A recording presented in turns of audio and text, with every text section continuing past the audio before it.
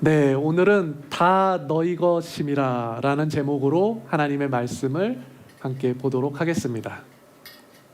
오늘 본문은 우리 성도들이 하나님과 어떤 관계성 안에 있는지 잘 보여주는 그러한 본문입니다. 우리는 보통 하나님과 우리의 관계성을 창조주와 피조물로 보거나 혹은 아버지와 자녀로 보곤 하죠. 하지만 오늘 성경은 하나님과 우리의 관계성에 대해서 성전을 통해서 말씀해 주는 거예요. 무엇을 통해서요? 성전을 통해서요. 성경은 우리가 하나님의 성전인 것을 말씀해 주고 있다는 것입니다. 그리고 그 하나님의 성전에는 하나님의 성령이 거하신다는 거예요. 누가 거해요? 성전에는 하나님의 성령이 거하신다는 거예요. 즉 하나님이 거하시기 때문에 하나님의 성전이 되는 것이죠. 본문 함께 보도록 하겠습니다. 본문 16절입니다. 우리 함께 읽어볼까요? 너희는 너희가 하나님의 성전인 것과 하나님의 성령이 너희 안에 계시는 것을 알지 못하느냐. 사도 바울은 지금 교만하여져서 서로 분쟁하고 있는 고린도 교회에게 지금 이 영적 비밀을 전해주고 있는 것입니다. 하나님께서는 우리 성도들을 성전 삼으셨고 성령으로 인하여 우리 가운데 거하신다는 것이에요.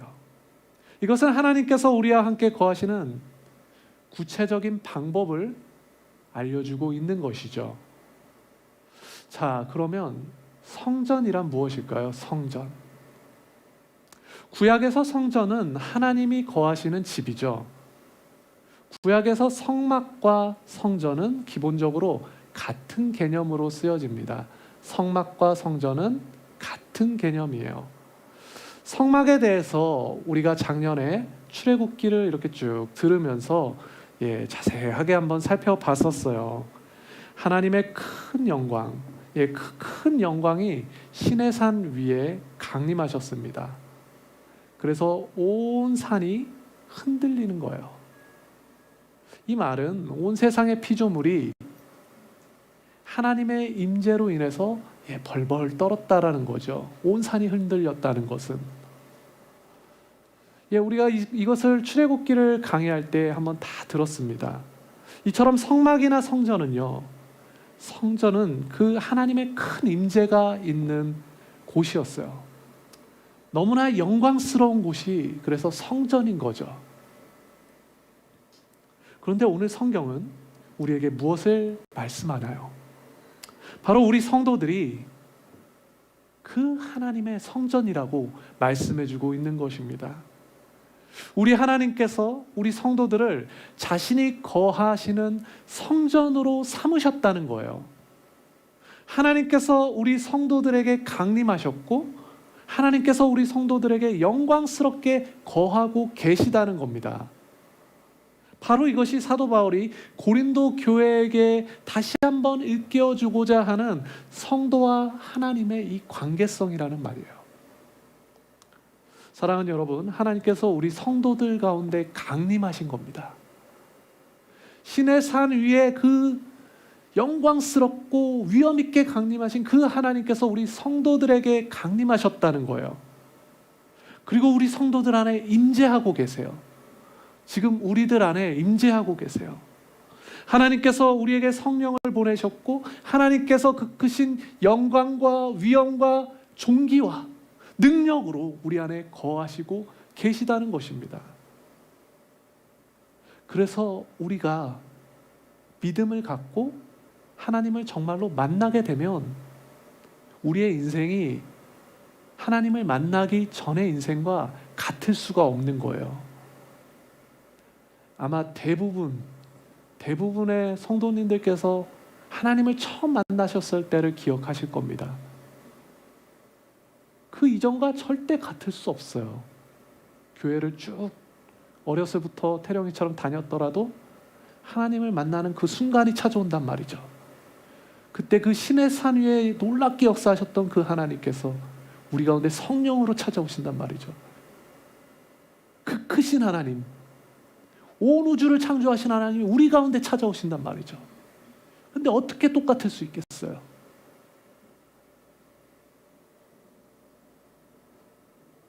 저는 그때 정말로 너무나 큰 회개를 했던 것 같아요. 그 하나님이 제게 찾아오셨을 때. 많은 분들이 그래서 큰 회개의 경험을 하고 달라진 인생을 살게 되는 거죠. 오늘 성경은요, 우리 성도들에게 바로 이것을 말씀하고 있다는 거예요. 하나님의 임재가 우리 가운데 있으니 하나님의 영광스러운 임재 안에서 살아가야 한다는 겁니다. 달라진 인생, 어떤 변화된 인생을 살아가야 한다는 거예요. 우리의 동행은요, 우리의 동행은, 우리가 하나님과 동행하는 것은요, 그 큰 산 위에 강림하셨던 하늘의 하나님과의 동행이라는 거예요. 그래서 성경은 우리가 거룩하게 살아야 할 것을 말씀하고 있다는 거죠. 본문 17절입니다. 우리 함께 읽어봅시다. 누구든지 하나님의 성전을 더럽히면 하나님이 그 사람을 멸하시리라. 하나님의 성전은 거룩하니 너희도 그러하니라. 아멘, 아멘. 사랑하는 여러분, 우리 성도들은 거룩하게 살아가야 하는 사람들입니다. 어떻게 살아요? 거룩하게 살아가야 하는 사람이에요. 하나님께서 우리가 거룩하게 살아가길 원하세요. 이를 위해 하나님께서는 우리 안에 거하시고 우리를 당신의 처소 삼으시며 당신의 성전으로 우리를 부르시는 것입니다. 우리 좌우에 계신 분들에게 한번 축복합시다. 당신이 하나님의 성전입니다. 자, 하나님께서는 우리를 당신의 성전으로 부르셨어요. 그래서 우리는 거룩하게 살아야 한다고 했습니다. 자, 그러면 거룩하게 산다는 건 뭘까요? 우리가 다시 출애굽기를 생각해 보면요, 이스라엘 백성들이 그 출애굽을 해서 시내산 앞에 도착했습니다. 그리고 그 시내산 아래에는 이스라엘 백성들이 이렇게 다 모여 있었어요. 그들은 하나님의 강림을 앞두고 그곳에서 기다리고 있었던 거죠. 그래서 그들은 모세의 명령을 따라서 자신을 성결케 하는 거예요. 그러면 이때 이스라엘이 자신을 성결케 하기 위해서 무엇을 했죠? 그것이 기억나시는 분 계신가요? 그 밑에서 이스라엘 백성들이 하나님이 강림하시기를 기다리며 자신을 성결케 하기 위해서 무엇을 했는지 기억나시는 분 계신가요? 그들은 자신의 옷을 빨았습니다.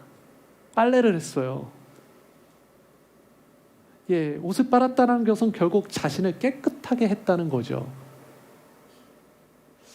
겉모습뿐만 아니라 우리의 내면을 깨끗게 하는 것을 가르쳐요. 이 사건은 하나님 앞에서 우리 자신을 깨끗하게 하는 것이 바로 성결케 하는 것이고 우리가 거룩하게 살아가는 것이란 말이에요. 그러니까 우리가 가정에서 빨래할 때 그냥 일한다 생각하지 마시고 나를 깨끗하게 한다, 이런 마음을 가지고 적용하면서 빨래해 보세요. 설거지할 때도 깨끗하게, 청소할 때도 우리를 성결케 하는 것, 우리는 거룩하게 살아가야 하는 그런 백성이란 말이죠. 자, 봅시다. 오늘 성경은 우리 성도들이 성전이라고 했어요. 만약 성전이 집이라면, 그 하나님의 성전이 집이라면 우리가 그 하나님의 성전을 어떻게 깨끗하게 할 수 있죠? 제가 말씀드린 것처럼 청소를 해야 하는 거예요. 더러운 걸 치워야 하는 겁니다. 먼지를 털고 바닥을 다 쓸고 그리고 걸레질을 해야 해요. 그런데요, 우리는 이렇게 청소를 해야 하는데, 그런데요, 오늘 성경은 우리에게 무엇을 말씀하냐면,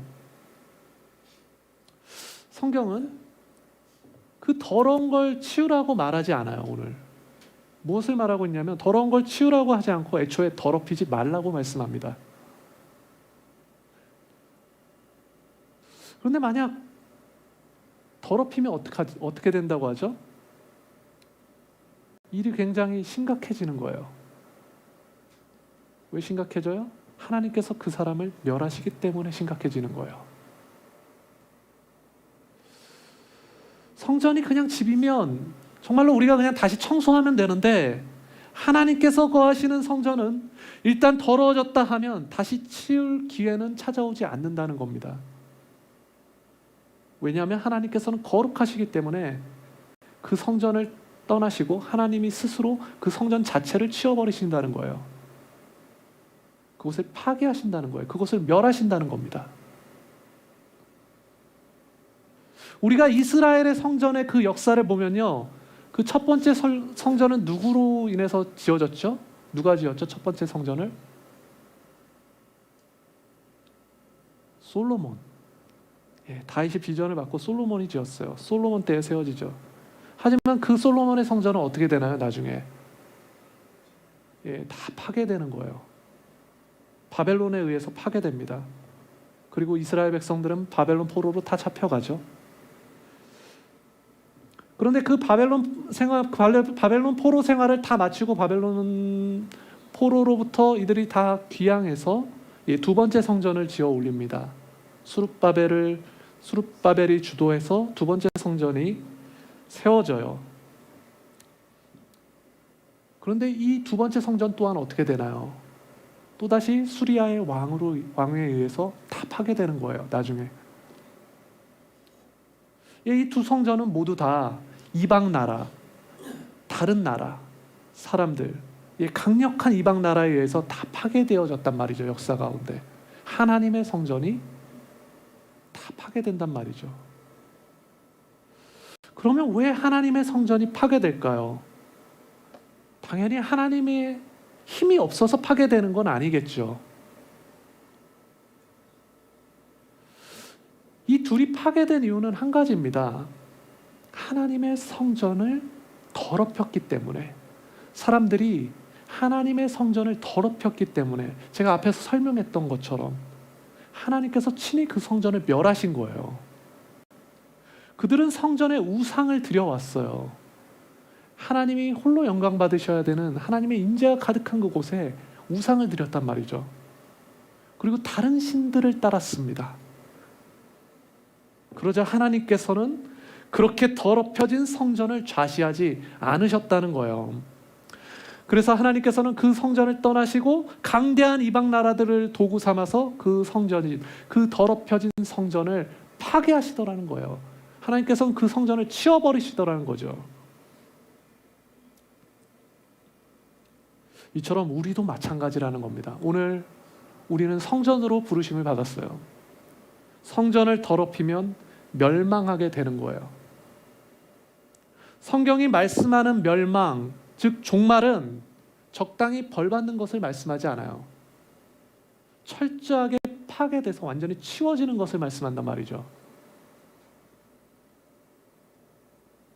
그런데 흥미로운 것은 오늘 본문에서 그 성전을 더럽히는 일을 가리켜서 단순히 지금 자기 자신이 범죄하는 것만을 가리키고 있지는 않다는 겁니다. 자기 자신 외에 다른 사람이 성전을 더럽히는 것을 말씀하고 있어요. 오늘 본문은. 본문 17절 다시 한번 읽어볼까요? 시작. 누구든지 하나님의 성전을 더럽히면 하나님이 그 사람을 멸하시리라. 하나님의 성전은 거룩하니 너희도 그러하니라.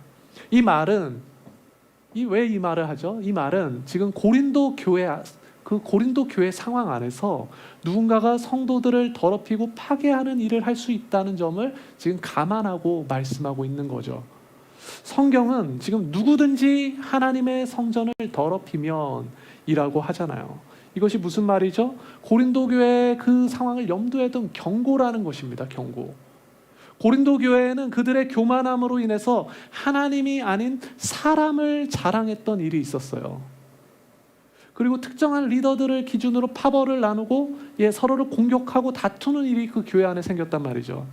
결국 이것은 뭐냐면 하나님이 주인으로 계신 그 성전에 하나님이 아닌 사람을 우상으로 세웠다는 것입니다. 그래서 서로를 더럽히고 서로를 파괴하는 일이 그 하나님의 성전 가운데 나타났다는 거예요.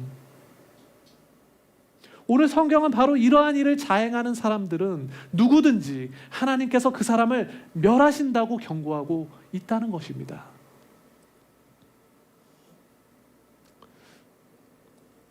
최근에 방송을 통해서요, 나는 신이다.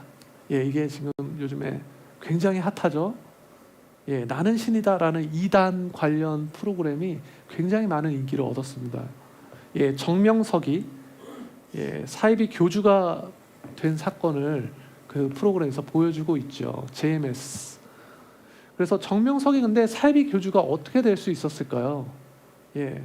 단순히 그가 혼자 해낸 일만은 아니죠. 그것은 그를 추앙하는 세력이 있었기 때문에 그가 교주가 될 수 있었던 거예요. 그를 자랑하길 원했던 세력, 정명석을 자랑하길 원했던 세력이 있었단 말이죠. 그리고 또 다른 이단이 있죠. 유명한 이단. 신천지를 보면요, 다시 얼마나 최근에 열심히 모이는지 몰라요. 최근에 영상 올라온 거 보니까 그냥 어디 지방에 있는 무슨 올림픽 경기장 같은 거 같은데 거기에 그냥 마스크 끼고 하나 가득 모였더라고요. 자신의 세력을 정말로 자랑하고, 그런 장면들을 찍어서 자신의 세력을 자랑하고 그들의 교주를 자랑해요. 이들에겐 교주가 하나님이라고요. 바로 이것이 성전을 파괴하고 더럽히는 그러한 우상 숭배라는 거예요. 문제는 이단은 그냥 그렇다 치고, 우리가 볼 일 없으니까 사실은 그렇다 치고 기성교회도 이러한 위험은 늘 우리 가운데 도사리고 있다는 겁니다. 오늘날 사람을 높이고 사람을 떠받드는 교회들이 얼마나 많이 있습니까? 오늘 성경은요, 이러한 자들이 반드시 멸하게 될 것을 말씀하고 있는 거예요. 이처럼 성전을 더럽힌다는 것은 멸망의 결과만이 그들을 기다리고 있다는 것입니다. 사랑하는 여러분, 사람은요, 자랑의 대상이 절대 될 수 없습니다. 오직 하나님만이 우리의 자랑이 되시는 거예요. 잘못된 자랑은 파멸을 만들 뿐입니다. 그래서 우리는 오직 하나님만 자랑해야 한다는 거예요. 인류가 처한 이 깊은 멸망과 심판으로부터 우리를 구원하시고 감사와 찬송과 존귀와 영광을 홀로 받으실 우리 구주 예수 그리스도를 자랑하며 우리는 그렇게 살아가야 한다는 것입니다. 우리 좌우에 계신 분들 이렇게 도전합시다. 하나님만 자랑합시다. 예수님만 자랑합시다. 그래서 사도 바울은 지금 고린도 교회에게 아무도 자신을 속이지 말라고 권면하는 거예요. 이러한 권면을 하면서 다시 지혜에 대한 이야기를 꺼내는 겁니다. 오늘 본문 18절에서 19절입니다. 우리 함께 읽어봅시다. 아무도 자신을 속이지 말라. 너희 중에 누구든지 이 세상에서 지혜 있는 줄로 생각하거든 어리석은 자가 되라. 그리하여야 지혜로운 자가 되리라. 이 세상 지혜는 하나님께 어리석은 것이니 기록된 바 하나님은 지혜 있는 자들로 하여금 자기께 빠지게 하시느니라 하였고. 세상의 지혜가 있고 다른 한편에 하나님의 지혜가 있는데, 이 세상의 지혜는 하나님의 지혜로 인해서 자기께 빠지게 된다는 거예요. 오늘 본문에서는 하나님의 지혜라는 단어는 쓰진 않지만 결국엔 이 말이란 말이죠. 세상의 지혜는 하나님의 지혜로 인해서 자기께 빠지게 된다는 거예요. 십자가 사건을 보면요, 예수님께서 십자가에 죽으신 것은 세상의 승리처럼 보여졌어요. 바리새인들의 승리, 유대인들의 승리처럼 보여졌습니다. 하지만 하나님께서는 그 십자가의 죽음을 부활의 새로운 생명으로 바꾸셨단 말이죠. 이처럼 세상은 스스로 승리했다고 여겼습니다. 하지만 하나님께서는 그러한 세상의 지혜를 완전히 뒤집고 자기께 빠져 패배하게 만드셨다는 거예요. 이 말은 결국 세상의 지혜는 하나님의 지혜 앞에서 패배할 수밖에 없다는 말이죠. 그날에, 마지막 날에 세상의 모든 질서는 하나님의 권능과 능력 앞에서 완전히 180도로 뒤집혀질 겁니다. 그래서 사도 바울은 아무도 자신을 속이지 말라고 권면하고 있는 거예요. 여기서 속인다는 것은 원어적인 의미로요, 미혹하고 깨어내는 의미를 가져요. 속인다라는 것은 원어로 살펴보면 미혹하고 깨어낸다라는 뉘앙스가 더 강하단 말이죠. 세상의 지혜에 미혹되지 말라는 거예요. 사도 바울은 속이지 말라는 이 단어를 아담과 하와의 이야기를 묘사하면서 사용하기도 합니다. 고린도 후서에 가면요 11장 3절에 보면 이 이야기를 해요. 함께 읽어볼까요? 뱀이 그 관계로 하와를 미혹한 것 같이 너희 마음이 그리스도를 향하는 진실함과 깨끗함에서 떠나 부패할까 두려워하노라. 여기서 미혹하다에 쓰인 단어와 좀 전에 봤던 속인다에 쓰인 단어가 헬라어로 보면 같은 단어라는 거예요. 이처럼 세상의 지혜에 미혹된 사람은 자기 꾀에 빠져 패배하게 된다는 말입니다. 우리가 창세기를 보면 하나님께서 천지를 창조하시죠. 그리고 에덴을 창설하세요. 그리고 그 가운데 남자와 여자를 창조하십니다. 그리고 그 가운데서 하나님께서는 뱀을 소개하세요. 성경은 뱀을 소개하죠. 성경은 뱀을 어떻게 소개하나요? 창세기 3장 1절입니다. 그런데 뱀은 여호와 하나님이 지으신 들 짐승 중에 가장 간교하니라. 뱀이 어떠한 짐승이죠? 가장 간교한 짐승이에요. 뱀은. 여기서 간교하다는 것은 상반되는 두 가지 의미를 가지고 있습니다. 첫 번째는 긍정적인 의미예요. 그것은 영리하다, 그런 뜻을 가지고 있어요. 영리하다는 의미를 가지고 있어요. 그런데 상반되는 뜻이 있다고 했잖아요. 그래서 두 번째 의미는 뭐냐면 속인다의 의미를 가지고 있어요. 오늘 계속 속이는 얘기를 하고 있죠. 뱀은 그래서 아담과 하와를 속여서 타락하게 만들었죠. 그래서 속임을 당한 아담과 하와를 가리켜서 미혹당했다라고 우리가 말하기도 하는 거예요. 사도 바울은요 로마서에서 죄가 기회를 타서 자신을 속인다고 했어요. 로마서 7장 11절입니다. 함께 읽어봅시다. 죄가 기회를 타서 계명으로 말미암아 나를 속이고 그것으로 나를 죽였는지라. 사랑하는 여러분, 죄는 끊임없이 우리 성도들을 미혹하고 우리를 속이고자 한다는 거예요. 이것이 죄의 본성이에요. 죄의 본질입니다. 그래서 우리로 죄 짓게 만들고 죄를 행하게 만들어요.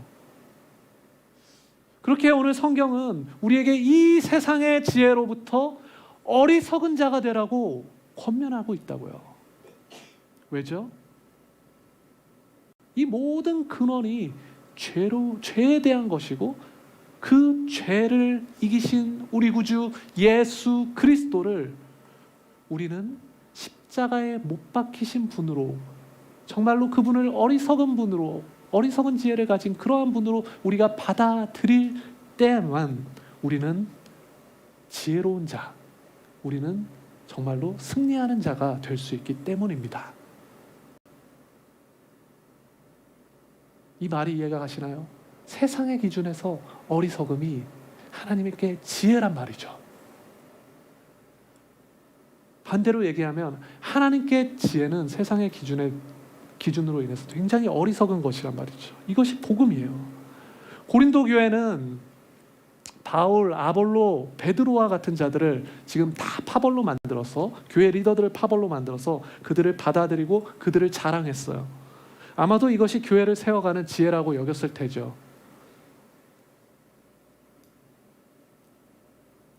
그러나 그들이 참된 지혜를 드러낼 수 있는 방법은 오직 하나라는 겁니다.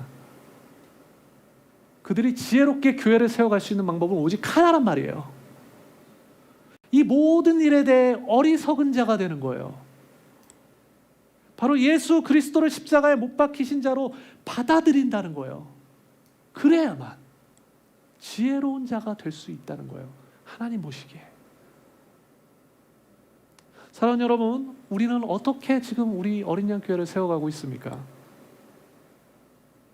예수 그리스도께서 우리를 위하여 십자가에 죽으신 그 하나님의 어리석음, 그 하나님의 어리석음이 우리를 통해서 동일하게 나타나야 한다는 것입니다. 하나님의 어리석음, 이것이 거북하게 들릴 수 있어요. 하지만 성경이 그렇게 얘기하고 있잖아요. 사랑하는 여러분, 우리가 수많은 교회 중에 어린 양 교회 지금 함께 모여서 지금 함께 예배하고 함께 신앙을 나누고 있는 이유가 뭔가요? 왜 여기에 왔죠?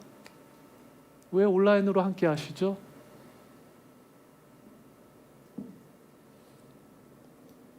예, 이정선 목사 때문인가요?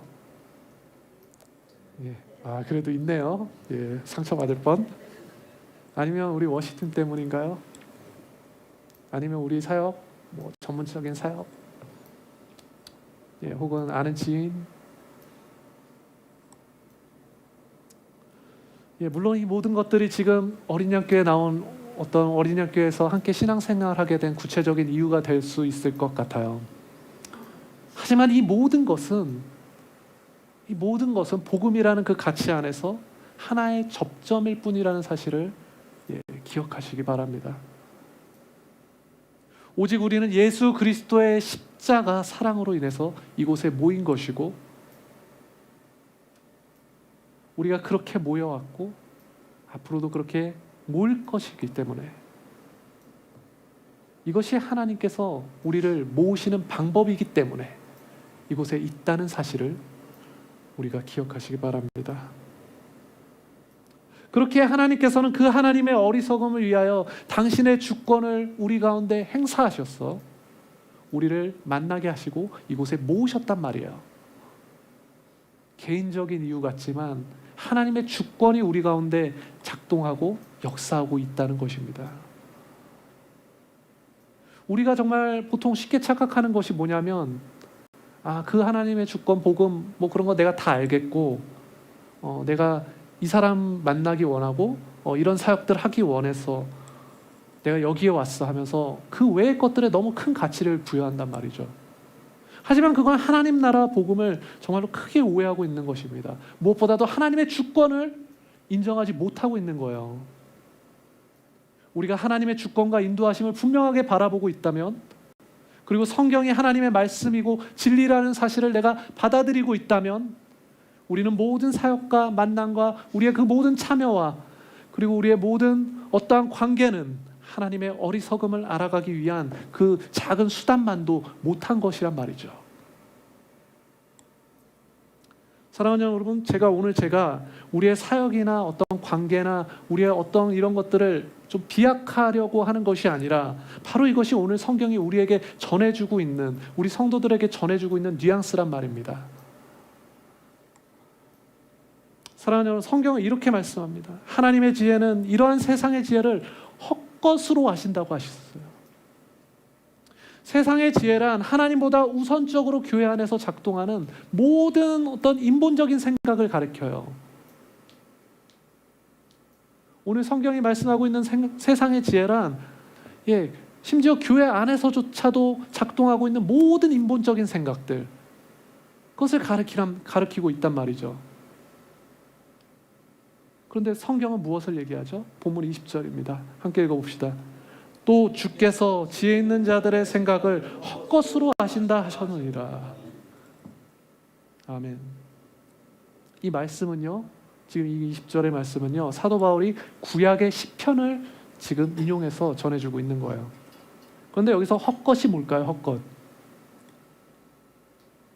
최근에 설교를 열심히 들으신 분들은 딱 감이 오실 거예요. 얼마 전에 정경 목사님께서 말씀하신 헛됨이에요. 헛됨. 히브리어로 헤벨입니다. 헤벨. 전도서는 지혜서에 있어요. 오늘 지혜에 대한 이야기를 하는데, 헛되고 헛되다. 기억나시나요? 왜 헛되다고 하죠? 그렇죠. 다 먼지처럼 사라질 것이니까. 그래서 결국엔 그것을 통해서 말하고 싶은 게 뭐예요? 헛되지 않은 영원한 진리. 그것을 말하고 싶은 거잖아요. 그래서 헛된 것을 말하고 있단 말이죠. 그래서 제가 지난번에 정기영 목사님께서 말씀하신 그것을 좀 응용해서 좀 전해보자면, 바울 또한 지금 원을 그리고 있어요. 응용하는 거니까 전 사각형으로 할게요. 바울 또한 사각형을 그리고 있어요. 그래서 사각형의 안쪽에 이제 하나님의 지혜가 있고, 원 바깥쪽엔 세상의 지혜, 그 사각형의 바깥쪽엔 세상의 지혜가 있다면, 바울은 지금 마치 그 전도자가 말했던 것처럼 이 사각형의 바깥쪽에다가 색을 막 칠해서 그리고 있다는 거죠. 이를 통해서 세상의 지혜가 멸하여지고 헛되게 될 것이라는 것을 지금 말하고 있다는 거예요. 왜 이것을 말해요? 왜 세상의 지혜가 헛되게 된다는 걸 말하죠? 사각형 안에 있는 그것을, 그 사각형을 더 선명하게 그려내기 위해서 그것을 말하는 거잖아요. 그러니 우리 성도들은 이 세상의 지혜에 속지 말고 오직 하나님의 지혜를 구하며 살아가야 한다는 거예요. 우리가 어리석어질수록, 그 세상의 것에 대하여 어리석어질수록 하나님의 지혜는 우리를 통해서 드러나게 되는 것입니다. 사랑하는 여러분, 우리 하나님의 지혜가 얼마나 깊은 것인가요?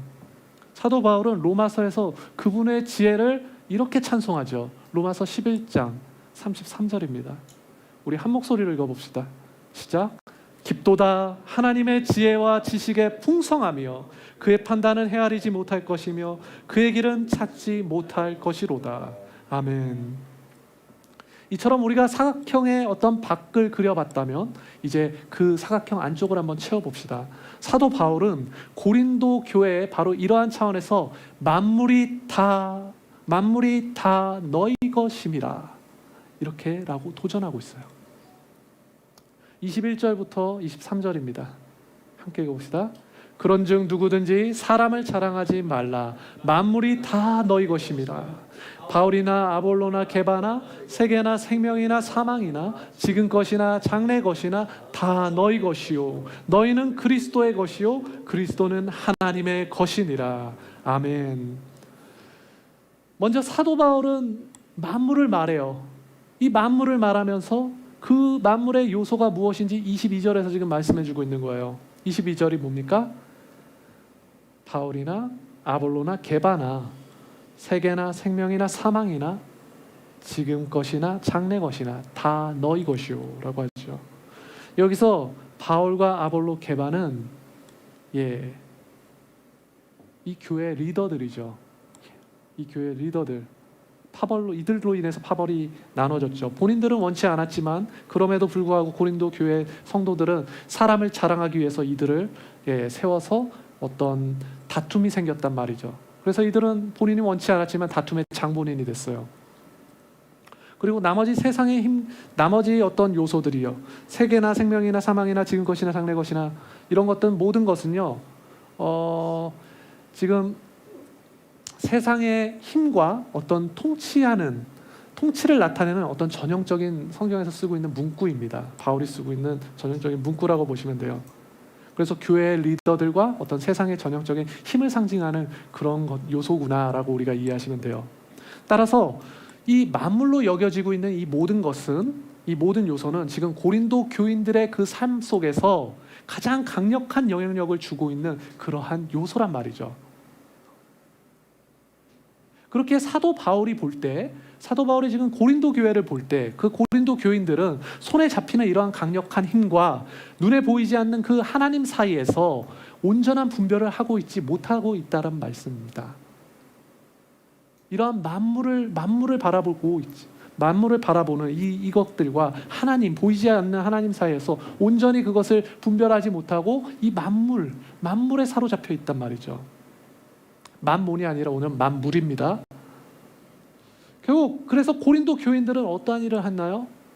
그들은 손에 잡히지 않은 그 힘을 자랑했단 말이죠.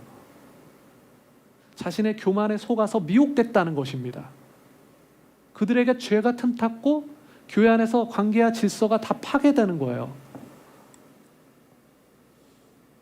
이처럼 죄가 틈타자 그들이 사람을 자랑하고자 했던 이유가 뭐죠? 그들은 왜 사람을 자랑했죠? 고린도 교인들은 그 사람으로부터, 바울로부터, 아볼로로부터, 베드로로부터 자신의 정체성을 얻고자 했던 거예요. 사람으로부터 자신의 정체성을 찾고자 했던 겁니다. 무슨 말이냐면 나의 존재는 하나님과 관계됐고 나의 그 정체성은 하나님으로부터 찾아야 하는데 그 하나님을 믿지 못하고 하나님을 신뢰하지 못하니까 내 눈에 보이고 내 손에 잡히는 그 모든 것, 만물, 즉 세상과 사람으로부터 나의 존재를 확인하고자 한단 말이죠. 이것이 우리 인간들의 모습 아닌가요? 그렇게 나의 모든 것, 즉 나의 재산과 나의 인맥과 나의 학벌, 이것이 나의 자랑이 되고 그것이 나의 정체성이 된다는 것입니다. 그것이 나의 정체성이 되니까 이것을 자랑해야 하는 거예요. 그래서 많은 사람들이 자신의 정체성을 자신의 직업에서 찾는 경향이 나타나는 거죠.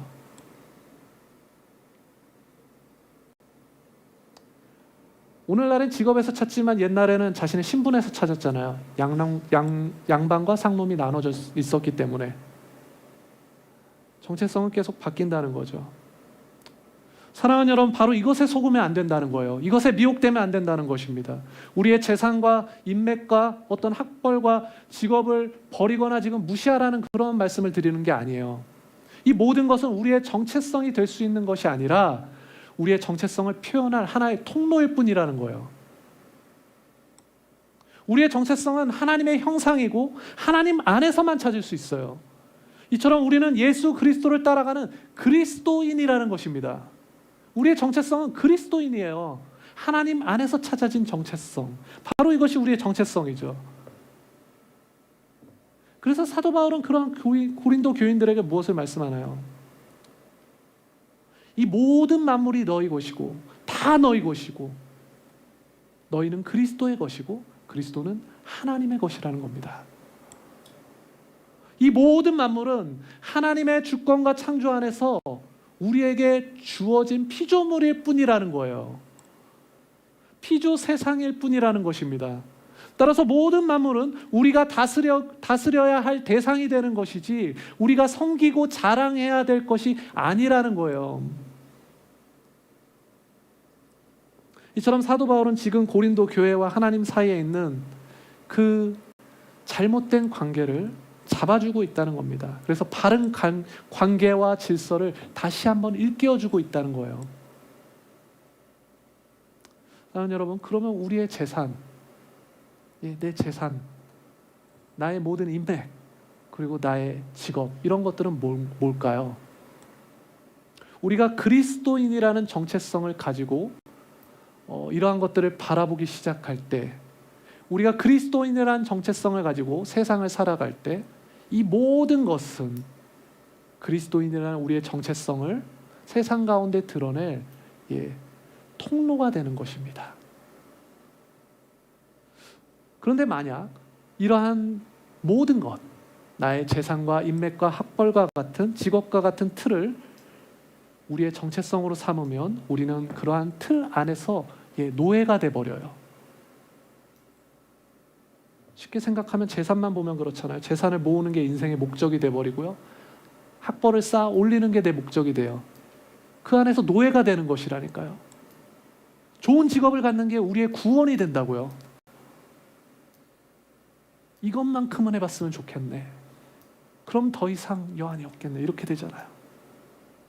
하지만 우리의 정체성은요, 그곳에 속한 것이 아니라 하늘의 하나님께 속했다고요. 그리스도 안에 있는 것이 너무나 분명하고 너무나 그것이 나에게 확실하다면 이러한 모든 것들은 우리가 그분의 창조 목적을 이루어가기 위한 분명한 도구가 될 겁니다. 내가 그 안에 절대 갇히지 않아요. 그리고 우리가 복음이라는 더 선명한 그 네모를, 사각형을 그릴 수 있도록 그 사각형 안쪽에서 우리의 삶을 풍성하게 채워주는 그 놀라운 통로가 될 것입니다. 우리의 재산을 복음이라는 관점에서 한번 바라보세요. 나의 소유를 복음이라는 관점에서 관리하고 사용해 보십시오. 막연하게 그냥 나눔만 많이 해라 이 말씀을 드리는 게 절대 아닙니다. 이 나의 소유, 나의 물질을, 이 물질의 주권이 누구에게 있는지 분별하면서 사용하라는 말씀이에요. 우리의 인맥은요, 복음이 흘러가는 이러한 통로가 되어야 되는 것입니다. 우리가 사람들을 만날 때 여러 가지 세상의 이야기를 할 수 있지만 그것으로 오늘은 정말 재밌는 얘기를 나눴네. 오늘은 굉장히 얘기하고 났는데도 허탈하네. 여기서 멈추는 게 아니라 우리는 그것을 전제로 복음을 흘려 보내야 한다는 거예요. 서로를 돕고 섬기면서. 우리의 직업은 어떠해요? 단지 돈 버는 수단이 아니에요. 그런 것이 아니라 복음을 심고 복음이 자라게 하는 그런 텃밭이 된다는 것입니다. 사람들과 관계하고 내가 그리스도인인 것을 드러내는 통로가 된다고요. 이처럼 우리 성도들은 이러한 하나님과의 바른 질서와 그 관계 안에서 나의 정체성을 발견하고 우리에게 주어진 모든 것을 통로로 삼아 하나님의 나라를 채워가야 한다는 것입니다. 하나님이 주인된 삶을 우리는 살아가야 한다는 거예요. 세상이 우리의 주인이 되도록 그것을 놔두지 마십시오. 그것에 좌시하지 마세요. 그것을 허용하지 마십시오. 오직 하나님만이 나의 주인이 되도록